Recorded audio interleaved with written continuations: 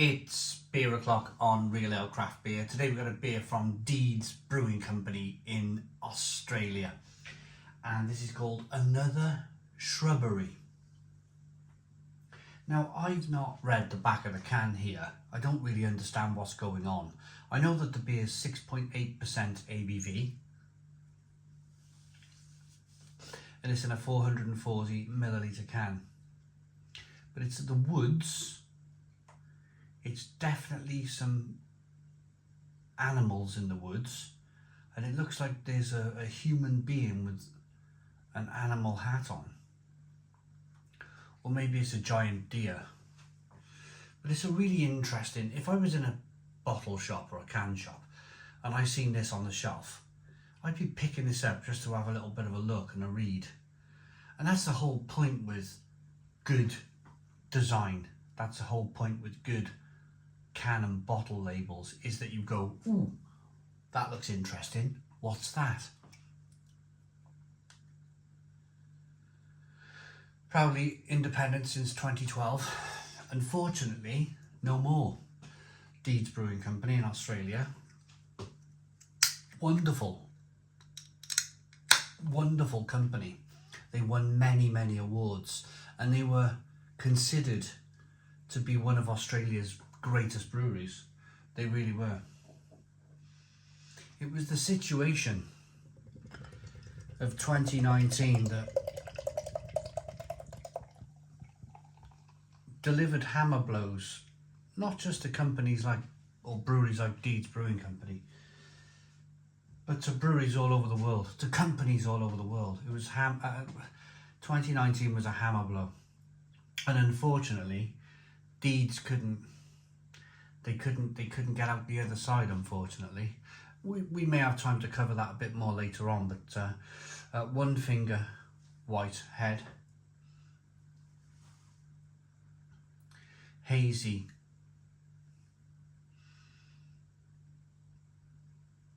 light amber. If it wasn't hazy, it would be light amber. There's not much in the way of sediment in the bottom of the glass. There is a little bit more beer in the can, so we'll get to that in a moment. That might change things up a little bit, putting the bottom of the can in. But let's get the aroma then on this nicely carbonated beer. Whoa.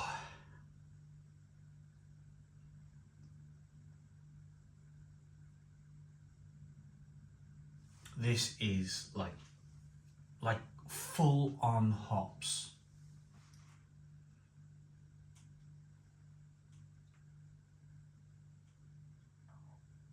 Grapefruit, tin pineapple, passion fruit, mango, but hops, not flavour, not adjuncts.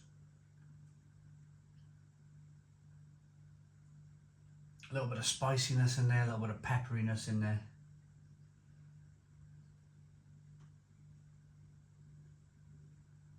Pine needle, a bit of pine needle. It's a really interesting beer.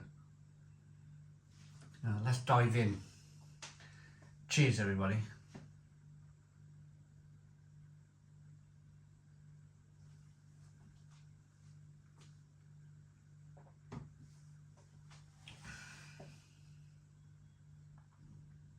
Oh, bit of hop burn. That was the beginning of the beer. A little bit of, when you use a lot of hops in a beer, sometimes it can offer up flavours of, and I mean this with the greatest of respects, it can offer up a flavour of like burning rubber. Like a burning rubber taste to the beer. And that's because the hops are so fresh and the beer has so much of those fresh hops in there.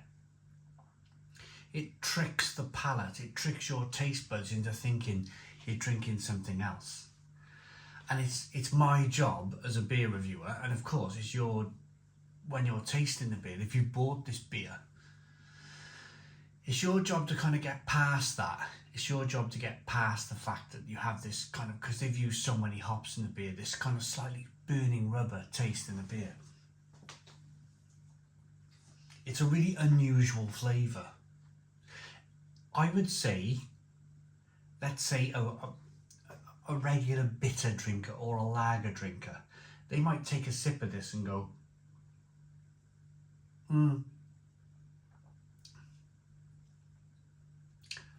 bit too much full on for me. But let's keep going. Let's decipher this beer. Let's pull it apart properly. It might take some time.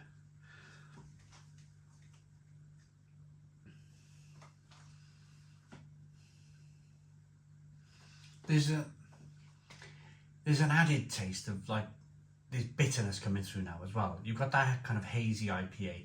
Everybody associates hazy IPA with having like next to no bitterness.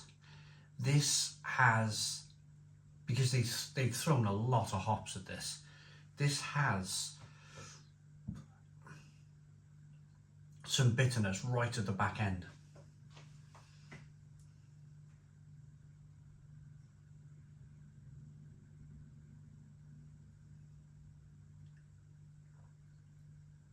Carbonated, nicely carbonated, sweetness to begin with over here, little bit of bitterness over here, like a great hand glider, like a great kind of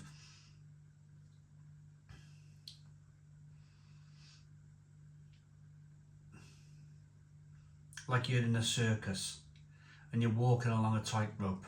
You've got that sweetness here, that bitterness here, and you're just slowly rocking back and forth. And you've got that perfect balance between sweetness and bitterness. This is what this beer has. It has flavours also of, let's keep going. It does, although I'm absolutely sure it's not, it does have this slight kind of adjuncty passion fruit and mango about it. But that is probably, I'm going to say that is probably hops.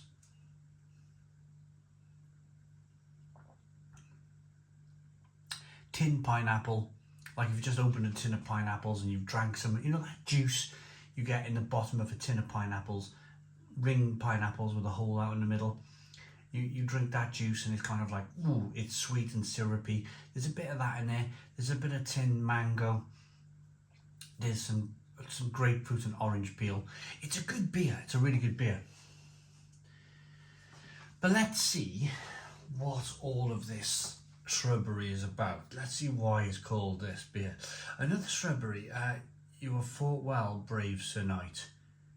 You must join me in my court at Camelot, alongside Sir Nelson of Sovin, Sir Kashmir the Pure, Sir Enigma the Brave, and Sir Not appearing in his beer.